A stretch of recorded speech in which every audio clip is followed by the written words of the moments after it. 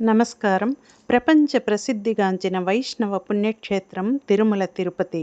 తిరుమలలో శ్రీవారి ఆలయ విశిష్టత గురించి అందరికీ విదితమే.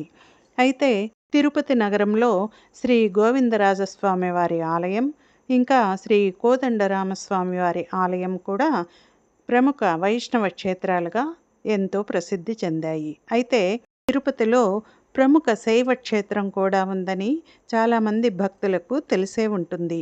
అదే కపిల తీర్థం. తిరుపతికి ఉత్తరంగా తిరుపతి కొండలకు ఆనుకొని అలిపిరి దిగువకు వెళ్తే మనోహరమైన ఈ తీర్థం మనకు దర్శనమిస్తుంది. వర్షాకాలంలో ఈ కపిల తీర్థం జలపాతంలో నీరు ఎక్కువగా ప్రవహిస్తుంది. ఈ పుష్కరిణినే కపిల తీర్థమని అంటారు. ఈ క్షేత్రంలో శివుడు కపిలేశ్వర స్వామి వారిగా పాతాళంలోంచి ఉద్భవించాడని చారిత్రక కథనం. శేషాద్రి కొండకు ఆనుకొని ఉన్న ఈ క్షేత్రంలో శ్రీ కపిలేశ్వర స్వామి కామాక్షీదేవి సమేతంగా కొలువై ఉన్నారు.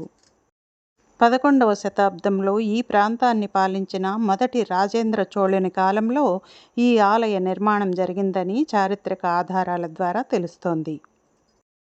చోళులు శివభక్తులు కావడంతో దీన్ని అత్యంత భక్తి శ్రద్ధలతో నిర్మించారని అంటారు.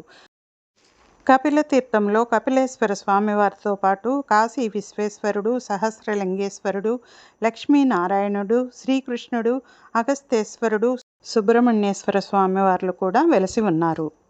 ఎంతో ప్రాచీనమైన మరియు మహిమాన్వితమైన ఈ కపిలతీర్థం క్షేత్రంలో ప్రతి ఏటా మహాశివరాత్రి ఉత్సవాలను ఘనంగా నిర్వహిస్తారు.